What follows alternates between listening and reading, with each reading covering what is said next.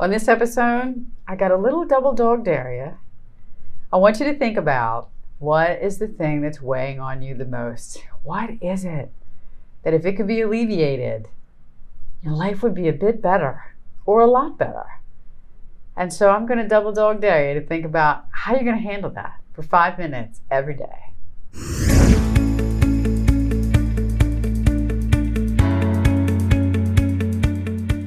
Hi, Donna Ottaviano-Britt here with another episode of Joyful Disciples. And everything about this season is tied to personal vocation. You all know that. If you've watched any of the episodes since February of this year, you know it's tied to the three-legged stool. So, what is that personal call to holiness? How is God calling you to be holy, calling you to be a saint? What's your state in life? And then what's God calling to you to do today? Because he has uniquely equipped you for the work he needs you to do. Because you have a very particular piece of work that needs to be done for the kingdom, for the mystical body. And only you can do it. You are destined to be born at this time. But we are also in this season of Easter. And I wanted to talk a little bit about prayer. You've heard me talk about doing Bible in a Year podcast. I'm in the second year. And it's a beautiful way to kind of give God the first fruits.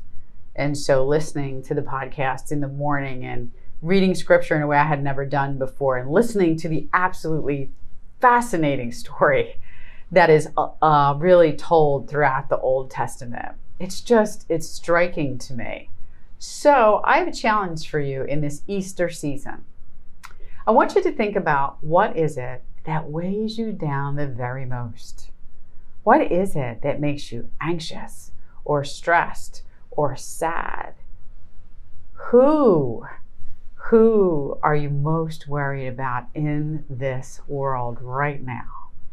And I want you to think about what it would be like every day in this Easter season to pray for that, to pray for that situation, to pray for that person. Prayer is hard. Prayer is a very difficult thing. But I'm going to ask you to think about bringing that particular situation to God every day. Even if it's for 5 minutes. Just 5 minutes. Bring it to God and say, I'm giving this to you. I keep trying to make this better or alleviate the stress or help someone to be better, to have their problems resolved, etc. But now I'm going to go to where you want me to go the most, and that's into prayer, and that's into trust. So to trust and to pray for that which bothers you most, that which is weighing on you, whether it's like a rock or a boulder or if it's a mountain. Hand it to God every day, at the beginning of every day. 5 minutes, 5 minutes, 5 minutes. So if you're unaccustomed to daily prayer, it's a really good way to think about starting. If you're already praying, then you could just increase your prayer time. Or for those of us who do pray regularly, who sometimes get caught up in thinking we're actually in control of something, we get reminded, oh right, I'm not in control of death. I'm going to give it to God. I'm going to give it to God. There are abundant graces in this season.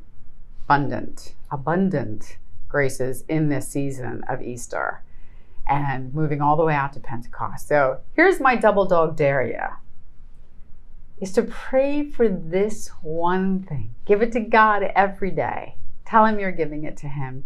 Tell him you need him to take care of it and that you will trust him to take care of it.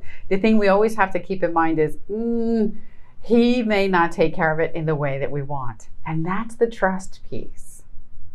Trust. So I want to share something with you that I found striking. So I'm standing in my office here in Camden. And in doing Bible in a Year podcast and reading boatloads of the Old Testament, which I never really had done before, you see this flip chart that's hanging behind me. I was so overwhelmed by this one part in Deuteronomy around how Moses is sharing with the people before Moses passes. He's recounting their 40 years in the desert, and he's telling them to pray. Now, if I were really smart, I'd have it memorized by now, but I wrote this out on this flip chart and it hangs behind me in my office. I see it every day when I come in here. So I'm going to turn and read it. I don't have it memorized yet, but I'm going to, because I thought it's so significant around sharing God with people and the importance of prayer. So excuse the back of my head, but it's what I'm going to do. I'm going to turn around briefly and I'm going to read this to you. Moses says, "Hear, O Israel, the Lord is our God, the Lord alone. Therefore you shall love the Lord your God with all your heart and with all your strength." Okay, that would be powerful enough. I could memorize that, but it's the next piece that I think is so important for us. "Take to heart these words which I enjoin on you today. Drill them into your children. Drill them into your children. Speak of them at home and abroad, whether you are busy or at rest. Bind them at your wrist as a sign and let them be a pendant on your forehead. Write them on the doorposts of your houses and on your gates." That's Deuteronomy 6:4. I love this passage. Someday in my lifetime, I will have it memorized. It is so significant to me, is to talk about God and to be able to pray to him and to share him with other people. And again, it's the story. It's the Old Testament that foretells the new. It's the Old Testament that's hidden in the new. Everything is a fascinating story, but this is really about prayer. This thing from Deuteronomy 4:6. So here's my double dog dare. Take your biggest burden, bring it to God every single day, and watch what he does with it. And keep praying every day. Don't lose hope. He has this. He has this, and he has you. And if you find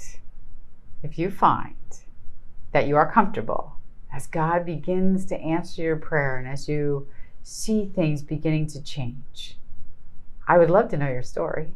You can email me, tell me you want to tell me. I would love to talk about it with you, because I think answered prayer is a way to bring God to other people. I can share lots of answered prayers. I can certainly share answered prayers that were answered in a way I would not have expected in a zillion years. And someday over some of these episodes, I will share those. So have an awesome Easter season. I hope your prayer is fruitful. I hope you'll do it.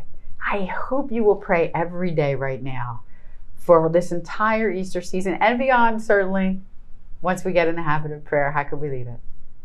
And then to see what God does with it and to see how God shapes and transforms you. Happy Easter.